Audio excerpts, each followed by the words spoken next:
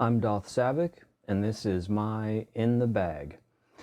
What I've done is decided to set my bag up in kind of a tournament style. If I was going out to play a sanctioned event right now and I didn't know anything about the course, this is how I'd set it up. I've got 27 discs in here, which is more than I normally carry for sure. And if I know much about the course, I'm probably going to end up pulling 4 of these discs out at least. If there's a lot of water on the course, maybe those 4 stay in, but anyways, it at least gives you an idea of what all my main discs that I'm throwing right now are. I'll go around the outside of the bag first. If you've watched my bag review videos, you probably got a good idea already of what sort of things I keep and wear, but I'll still go through it real quick. I'm going to have a full Nalgene of water out there, possibly even 2, depending on what time of year it is. Also, bottle of hand sanitizer. That's a new addition. Definitely didn't used to keep hand sanitizer around. Mask is going to stay in my back pocket. That makes it so much easier to grab when you're walking back to, benches behind the tee pad or whatever.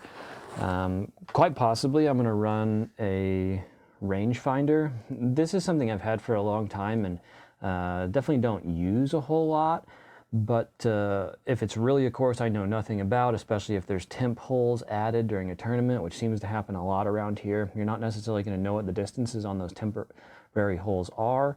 This is a Leupold RX 650, which I've had pretty good luck with. It seems to me that perhaps I have a little bit more trouble hitting baskets than people with some others do. I don't want to blame the rangefinder for it. Like, Leupold is really well known for building glass, so I want to say it's a very nice unit. The other thing I'm going to have is some towels. Almost certainly, this is a brand new towel that I just pulled out of its packaging. Axiom towel with a clip on top, and it's sewn together, so it wants to stay folded and hang cleanly like that. And then underneath it, I've got one of my old, just super dirty, nasty towels. I really prefer the fabric type here compared with using microfiber, for example. Autofocus is going to try to play tricks on there. This is a West Side towel. When I really hate towels that when I drop them, they pick stuff up. And this is kind of an example of it here. This is just an extra towel I had laying around, and you can tell that because of the type of fabric, the way it's woven, it's just going to grab all tiny little things. Pine needles, leaves, dead grass. I hate when I, have a towel touch the ground and it just starts picking stuff up. So I have a bunch of towels of this type, and I really don't like using them. But they seem to be popular. It's even worse if it's if it's fully microfiber. That's not even really what that one is. It's just kind of the way it's woven to grab stuff like that. I like to have 2 towels, especially if I'm playing in anywhere that's going to be a little bit muddy, and I'll use one towel that's dedicated as the mud towel, like after you shake my disc off and then I'm trying to scoop mud off of it or whatever. I'm going to use that first nasty towel, and then I will move on to my second towel, which is going to stay cleaner, and that's just really to get the rest of the moisture off. Pencils, Sharpie, that's a given. That's all I have in this side. I'd probably have an extra layer, snacks, something like that, possibly. Coming to the other side, on this bag at least, that's where my wallet is going to be. And then I've got phone here, and then I've got my wood scorecard in there. Not that I would be using that for a sanctioned round, but I still like to keep it in there. And that's probably where I would slide my scorecard in. I've got a backup mini marker, especially for a sanctioned event. I like to have 2 mini markers. A lot of times I kind of feel like a hero when there's that person kind of panicking a couple holes in. Oh no, I don't have a mini marker. Does anybody have one I can borrow? I like to be able to help them out. And then down in here, you've seen me pull out bags, little zippered bags like this before. I'll show you what's in them this time. This one is just a Husky brand, and it's got a little mesh spot so you can even see through it just a bit. Just kind of nice. I've got a lighter in this one. I don't even smoke, but I don't know, just all the time I've spent outdoors camping and whatnot, I feel like a lighter always belongs in a bag. I've got a couple rolls of dog poop bags. Even if I don't have my dog on the course, I don't ever want to be without those. And then, you know, I've got my bag tags that I'll keep in that little pouch as well. It just makes sure that I'm never somewhere where I wish I had my bag tags and I'd forgot them, like especially when I'm testing bags, I'm moving between them, that having a bunch of stuff thrown in a little pouch like this just helps me not forget. And then I've got cash in there, which is kind of from days of old, back when I used to use cash for, you know, playing dubs or whatnot. Still, like, I'm totally 51 guy. If somebody throws an ace or hits metal while I'm there, it's really fun to give them $1 or $5. And then in the bigger pocket, this one's actually empty right now, but this is the size that I would keep bug spray and sunblock, and, you know, maybe another thing or two in there.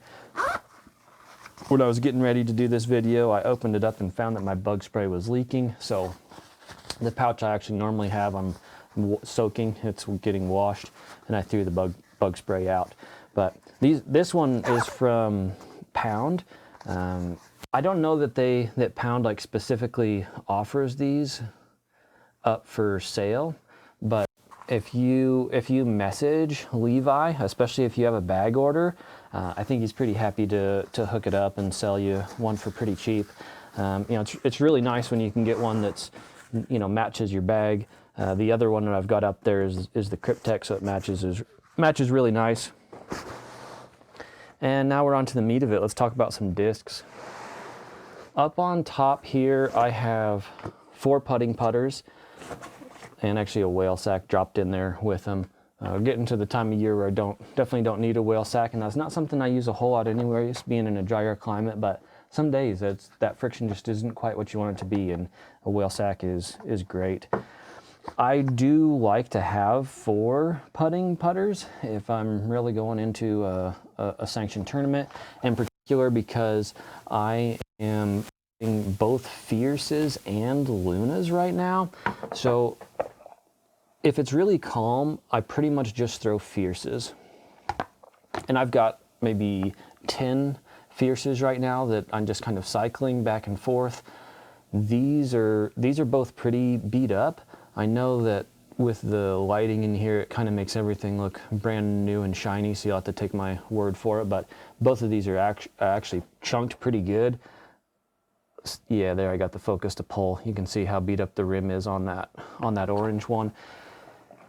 If it's a calm day, I'm pretty much just putting these. I mean, I'm up at 5,000 feet elevation. That makes putters fly much more different than you might think if you haven't thrown at elevation. Especially, you know, even if there's like a little bit of wind, or in particular tailwind, or on longer putts, if I'm, you know, pushing out way out into circle 2, even, you know, beyond, I really like how straight these finish. It just gives me confidence that it's a little bit more of point and shoot, and I don't have to calculate for fade as much and throw on more of a hyzer line. Now, sometimes I'm just not connecting with those, and if I'm feeling a little Yankee on my putts and they're just missing right, or then I'm really shorting them and then they're hyzering and missing left, a lot of times I'll just switch directly to my Lunas. And I have a number of different Lunas. This is one of my favorite though, with the overstamp, the double stamp on there, and they're both shatter different colors. And then the other one I've got is currently is this Slomez. You know, definitely psyched to be supporting the Jomez guys. I have confidence that I can throw putt a lot harder with the Lunas because they're not going to turn. You know, if I'm in the mood to be putting on slight hyzer and hitting the basket directly but on hyzer, I can do that with a Luna and throw it very firmly and not worry about having to track right a little bit, which the Fierces will do. And then if there's crosswind, headwind, anything like that, I just have more confidence in the Luna than I do the Fierce. So if I'm playing with a different bag, probably 2 of those are coming out.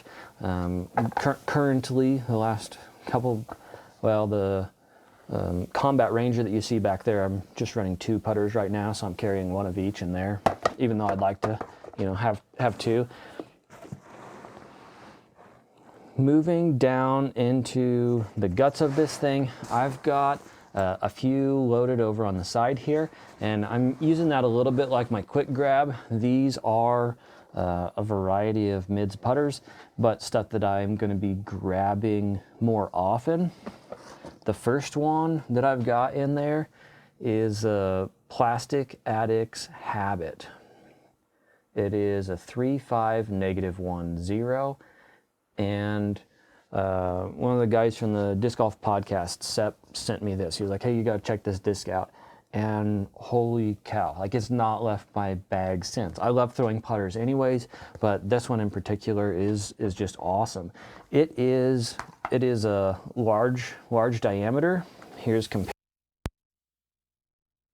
how taller it is, especially when it's sitting in the bag. Other discs tend to kind of nest inside of it a little bit, which can be a little bit of a pain to make it stack normally. But if you're putting it up in a putter pocket or off to the side or something, it really doesn't matter a whole lot. This thing flies like an ultimate disc for me. For a chunk of time in the last year, I've been throwing ultimate discs more, especially for warming up, playing catch, stuff like that. And I have played some ultimate in the past, so I'm not a complete stranger to them. But I feel like the power gripping an ultimate disc and trying to rip it is at high speed is a really good technique check. Make sure that you can release them cleanly and whatnot. And if you really get a clean release and a clean pull on an ultimate disc, they go crazy far, right? And this is the same. What's so unique about it is that I can get some really, really late, like, drift to the right when I'm throwing it backhand. Even it'll look like it's still on a slight hyzer. The disc hasn't flipped. It just will kind of push right while still almost on hyzer. Just extremely point and shoot. I love throwing this thing out to 300, maybe even a little past 310, 320, something like that. Extremely dependable, but you know, even better in that 210 to 270 range, something like that, where if I get it on a line with slight hyzer heading straight at the basket, it's just gonna go straight at the basket.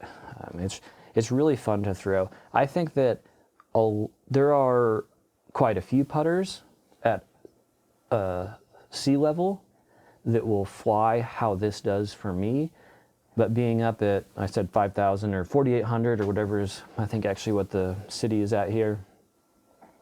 At that higher elevation, putters just fade so much more, especially at the end of flight. Like, it's very noticeable, and it's kind of frustrating to have putters just fly so stable. And there's not too many that I've found that really have that very straight end of flight fade like this Habit does. So I don't have a backup for it yet. I certainly intend to get a couple more of them. It was an old Discraft mold. I think, I forget what the story is, 2013 Ace Race Zeppelin, I want to say. Might have been what this was called under Discraft, and then Discraft kind of discontinued it, and then Plastic Addicts bought the mold. So I think it's still molded at Discraft, but it's under the Plastic Addicts name. I'm pretty sure that's correct. The next disc that I have on the side here is a Roach. This is a 2020 Ledgestone Tour Series. It's a swirly Z, pink, white. It's got some nice milky white swirls in there. That light's so bright, it's pretty hard. Yeah, you can see a little bit of the kind of milky white swirls inside there.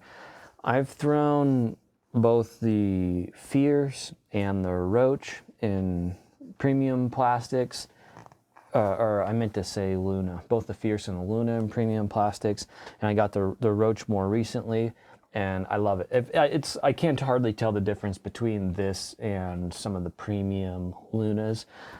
I have, you know, this would be my main thrower, that's why it's on the side, but then I have a backup for it that is tucked in. This one is a titanium Roach with all kinds of stuff going on that stamp. It flies very similar. I haven't really noticed a difference between how these two fly. I do feel like the titanium is a little bit slicker, and I haven't thrown it as much as this one, so that might be part of it. It's just not as nicked up and dirty, but I definitely am more confident with my grip. On the Z, something about, especially if I'm power gripping, I have more confidence that I'm going to get a clean release on this one versus the titanium, but I'm still working with the titanium. So most of the stuff that I have in here, I do have pairs of, and that kind of goes to the tournament style bag makeup. Normally I wouldn't carry two. I would just have one of these in here. To some degree, I could cover that spot with a habit. A lot of the stuff that I do with the Roach, I could do with a habit, but there's definitely more torque resistance on the Roach. So in certain situations, I totally would go to that instead. The next one that I've got in here is a Razor Claw. And you can see all the scrapes on the front of this one. I've totally beat this guy up. And then again, for tournament style, going into a course blind, I'm gonna have a backup in there for that. I've tested a lot of stuff in this range, and to be honest, what these do for me the most is a forehand approach disc. I don't feel that they're as useful for me left-hand because they're not as useful for me backhand because on a backhand throw I have so much better control over my angles, whether it's a little bit of hyzer or flat or Annie, and then even nose up versus nose down. I'm just very comfortable that I can hit those forehand or backhand. If I'm forced into a line I really do need to throw a forehand, I'm way more likely to miss that hyzer angle a little bit or miss the nose angle, and that is why I like a more overstable disc for forehand, you know, control or approach shots. I've thrown pigs, I've thrown harps, I've thrown zones more recently, just before these took over the slot. I've got a pretty big stack of zones that I collected. I find that the zone is just a little bit too skippy, a little bit too overstable, too much fade for my liking, and that I stepped down and ended up trying a couple jawbreaker zones, and that seemed just about perfect. And finally my buddy Brandon, who had been throwing Razor Claws for a while, was just like, dude, you really gotta try it, and he kept, you know, telling me to try it, and finally gave me one or traded one or something, and it just immediately kicked zones out of my bag. Like, I really wanted to make zones work. I had almost an entire Discraft bag at that time. It was like really giving Discraft a good test, but I can't deny that these just feel so superior in my hand. In particular for that forehand throw. There's something about the profile on them that gives me even more confidence. Like I mentioned, that I don't have a whole lot of confidence of hitting the line forehand. These feel comfortable enough that it bumps that confidence up some, and it's just an instant winner. Like, I'm not thinking that anything will bump these out. I've said that before for, you know, or thought that before for different discs, but I really do love the Razor Claw. So with this stamp on here, everybody refers to it as the Razor Claw. The real name of this mold is the Tactic. It's made in Sweden, so it's by the Lat 64 guys is where this plastic is coming from. So this would be equivalent to Goldline. I don't know if Discmania has like leverage and has the plastic tweaked a little bit, but it just feels like Goldline to me, which is awesome. Like, Goldline is such a good plastic. and it's great. I love the tactic. It's sick. The last one that I've got in that side pocket is a Van Dyken Tour Series Meteor. This is a pretty new one in my bag. I had been running Comets for a little while, still not a whole lot of time that Comets had been in my bag. Before that, in that spot, I was doing D-line MD4s and Star Mako 3s, were kind of those straighter to understable mids. But like I said, I was going full discraft, trying to give all their discs a good shot, and the Comet went in first. I don't love how the Comet feels in my hand, and I do believe, my understanding is that these Tour Series Swirly Z Comets are on the more beefy end of the spectrum for a Comet. I haven't thrown others, so I can't really say, but I was really enjoying how this flies. Kind of what I mentioned about the flight of the Habit. This will do a similar thing, but at a much further distance, you know, pushing out 380 or something like that. I can get similar flights out of this compared to what I described for the Habit. And then again, Brandon came in and was like, hey, check out these Meteors. He'd been throwing them. I do find this Meteor to be more comfortable in my hand. Again, I think maybe this Tour Series Swirly Z is a little bit more beefy than other Meteors, but this is just a tick more understable even than the Comet, and especially because of the more comfortable shape of it in my hand, I've found that I've been enjoying this more than the Comet. Now, I don't have a backup for the Meteor, but I do find these so close to each other that I'm treating them as a pair. And there's maybe some situations in which I'd pull out one over the other, even though they fly so similar, just mentally being like, okay, I know this Comet's a little more beefy. It might give me a little bit more trust in it to hit the line that I want. Sticking with mid-ranges, the next ones up are Buzzes. The Buzzz that I've been throwing the most is this Swirly Z Tour Series Paige Pierce Buzzz. Again, these are rumored to be more beefy than a lot of other Buzzes. This one's got lots of scrapes and scuffs, and it's pretty dirty, dusty. I'm probably due to give a good cleaning to my discs, but you know, this slot used to be MD3s, Color Glow, or MD4s in C-Line or C-Line Glow. Super trustworthy. I can just mash on this thing and it holds lines really well for me. And then the backup for it would probably be this Sweet Swirly ESP that I've got. This one's lightweight, 172, compared to, I don't know, I feel like this is a max weight pushing 180. I didn't mark it on here, but definitely have less stability out of this one. If I'm really mashing on it, it will turn a little bit for me. Flies more like I think Buzzes do for most people at sea level, but I love the Buzzz. It's great. I don't have a problem switching back to Discmania on that, and I really do like MD3s and MD4s, but you know, I'm still kind of in a discraft phase, so that's a lot of what I'm testing.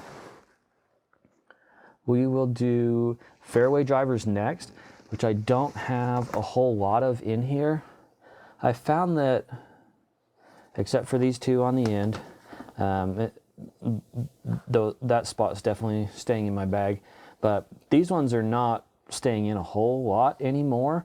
The pair on the bottom is some D-Line FDs. This is the one that I've had the longest. This is a black ink stamp, and you can see that I had just beat up, just destroyed this D-Line FD.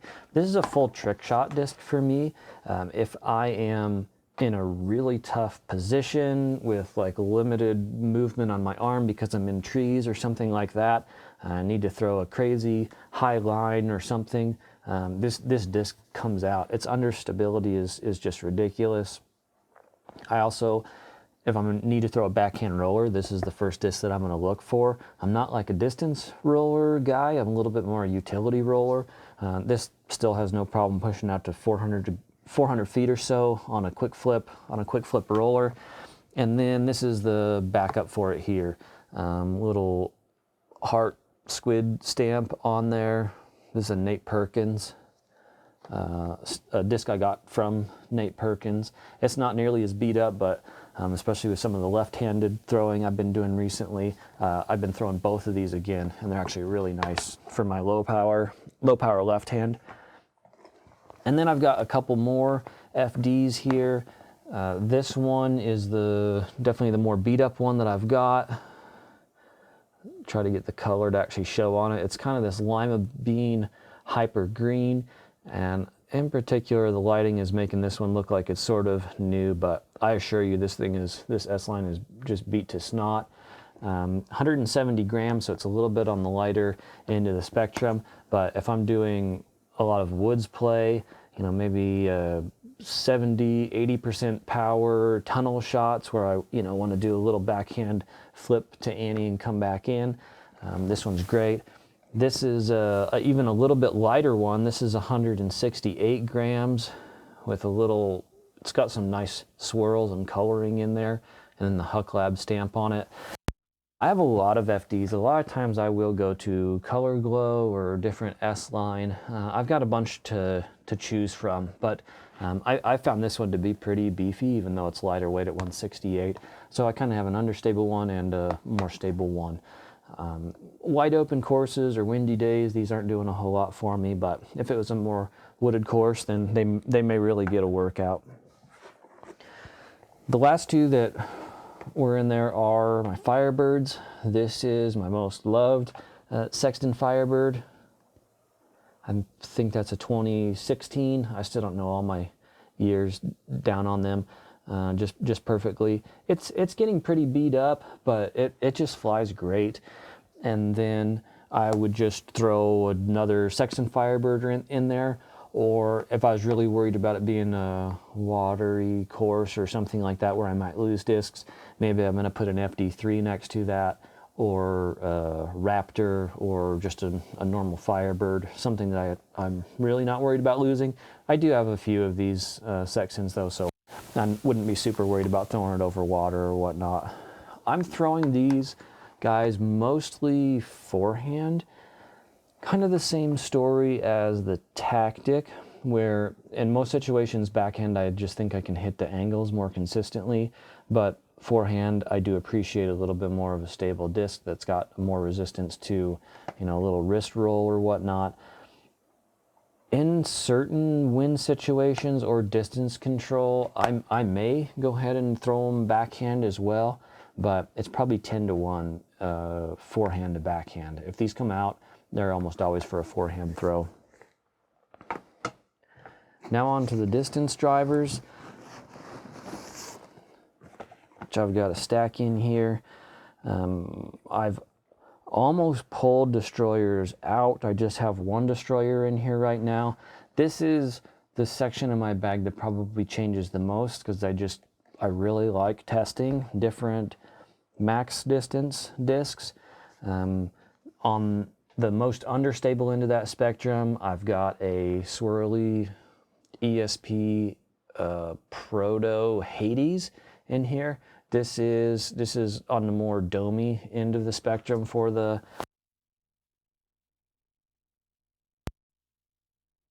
ones. I had a few of, but have for the most part traded away. This is the last Hades that I've got right now. It's not great for me backhand. I find that it's a little bit too understable, but if I'm really ripping on a forehand, it's max distance forehand for me. It's just about perfect for that.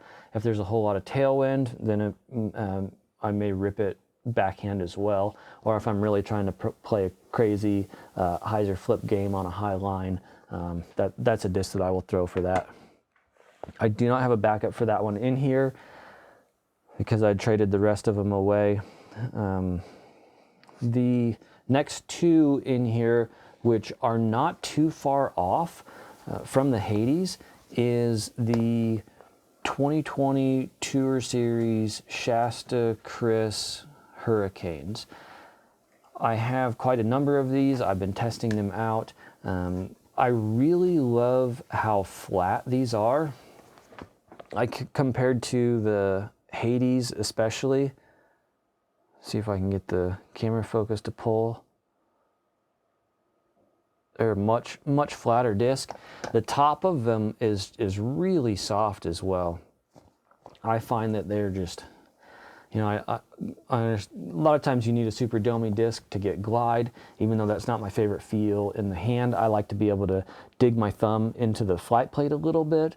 So a softer top disc I find to be really comfortable.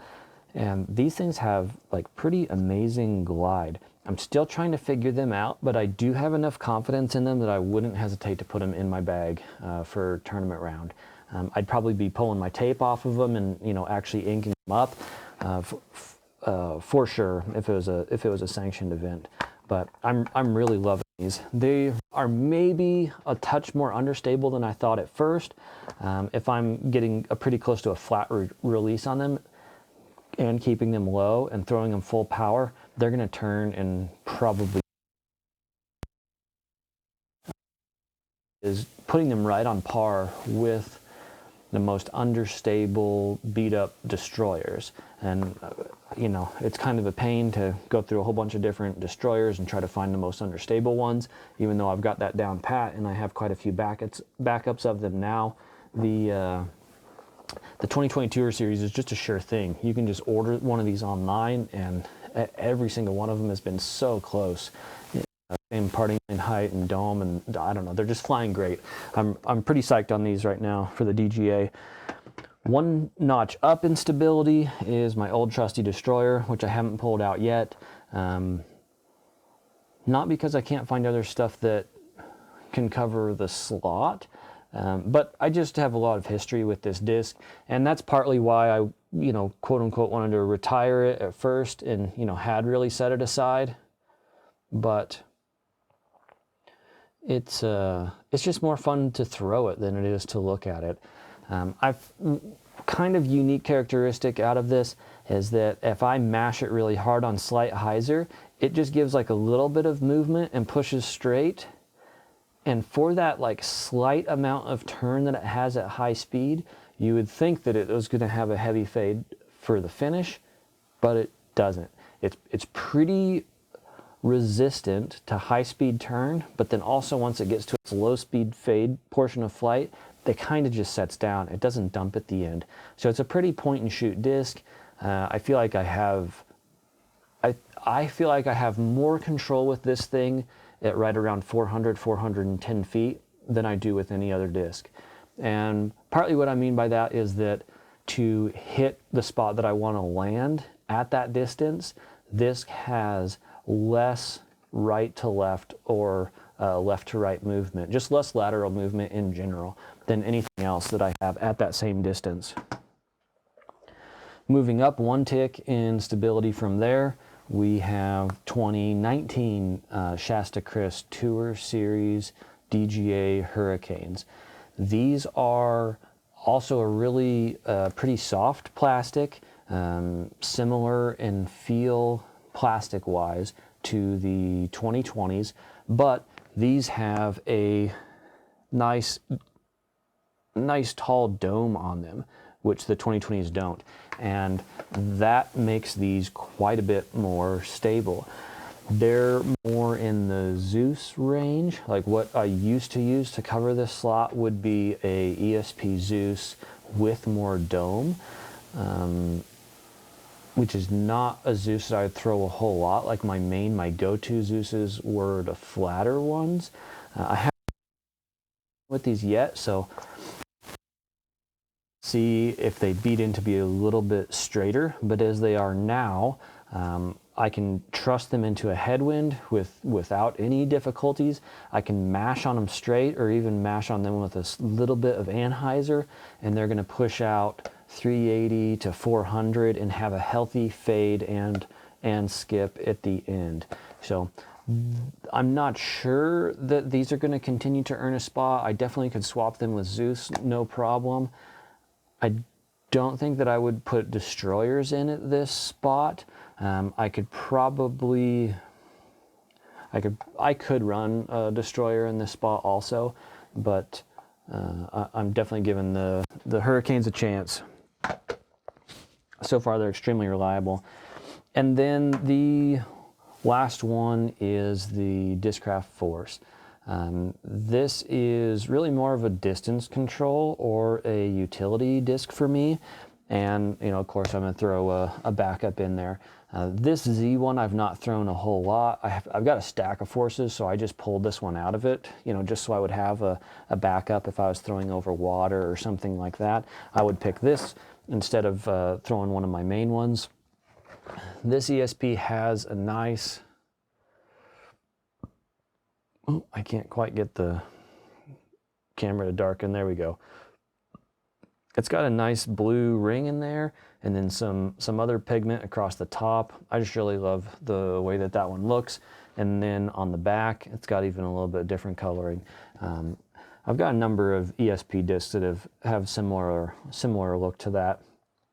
If I'm in massive wind and don't think that I can even trust the Sexton Firebird, this is the disc I'm going to grab. If I'm trying to throw a skip shot for, you know, something fancy, then I'm also going to pull this out. I do find that I get better skips with forces than I do with Firebirds.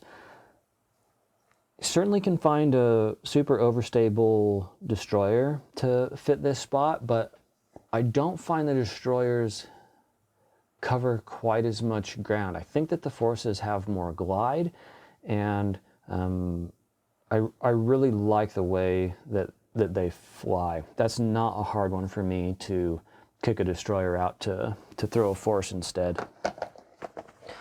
So that gives you an idea what I would run for, you know, just some random tournament.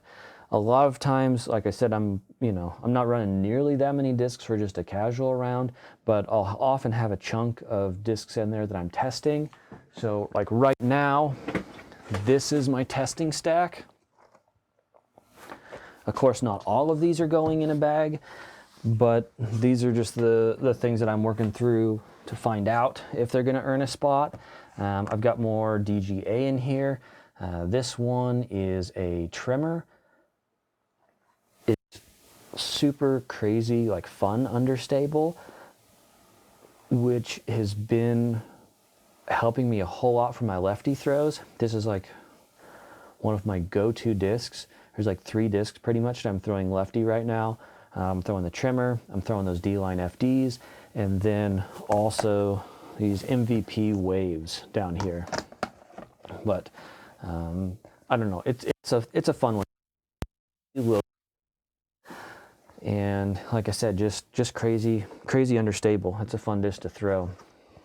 I've got another DGA here. This one is a SP Torrent. I think I only have gotten one throw in with this so far, which is kind of unfortunate. I really like the numbers on this disc. I like how it feels. I want to give it a chance. I just have too much stuff that I'm, you know, currently moving through, so it's going to take me a while to get to it. I've also got a DGA Bonsai here. I don't think I've thrown this yet. I've put it in my bag a couple of times, but just haven't actually thrown it. And that's part of the problem.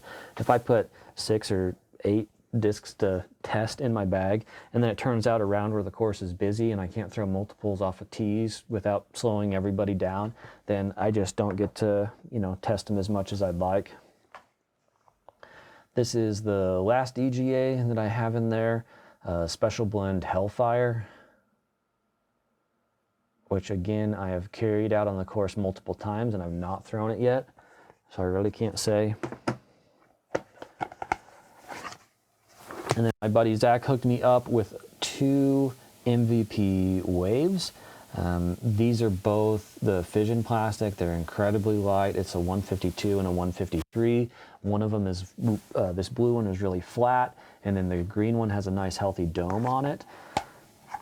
These are flying amazing for me left-handed. They are my furthest throwing disc, left-handed. I have trouble throwing stuff this light, right hand, backhand. I feel like it's probably a technique problem, or I just am like shocking all of my joints. It just lets my arm move a little too quick without the weight in there. Again, that may be showing off a technique problem really, but for a left-handed throw, these are just like flying crazy straight, and I think my longest throw is probably right around 270 with them, and that was a straight throw with a hyzer finish. If I put flex on them, I'm pretty sure I could break 300 feet lefty, which is one of my goals, is to break 300. Right-handed backhand, I'm not sure that I'd have a whole lot of use for these. I did throw one right-hand backhand yesterday out on the course, and I released it on a whole lot of hyzer and threw it sky high, and it went up there really high, nose up, and rolled, and then it flattened over the top and it got nose down and went into a full anhyzer. It was a crazy flex shot, a huge lateral movement. I think it could be a good roller disc because of how understable it is at that light weight, but they're fun. And then more in the, I've been carrying them on the course, 2 Biofusion Raiders. Psyched to try them out, just really haven't got there yet. Same category on these 2 Traspasses, both in Chameleon. Haven't got to throw them. D3s in 400 plastic. Again, haven't thrown them. An H3 V2 in 400 plastic that I've thrown. I did get this out a few times before I injured my wrist and kind of messed up my whole deal. In particular, I've only thrown it a couple times, but one of the shots I did throw it was a tight double Mando tunnel shot. 340, I'm gonna say. Maybe I'm shorting it a little. It might be a touch longer than that, but I blasted this thing dead flat, low to the ground, and luckily hit the gut of the tunnel. So it was cool to watch it fly. I think that it gave just the slightest amount of turn and pushed like super far. I was surprised how far it pushed for the amount of energy that I put in it. It did have a healthy fade at the end and skipped. I ended up past that basket and pretty far left with the skip that it had out of the grass. These 2 I have been throwing enough to like have a pretty good read on them. These are some Neo Essence, and this disc goes like unbelievably far for its numbers. It's what, 8.6, -2, 1. The plastic on these just feels amazing. Again, this is stuff coming out of Sweden, so it's by Lat 64, which would mean this is opto plastic, or at least mostly opto. Again, I don't know if Discmania is making them change their mix up just a little bit for them, but these are awesome.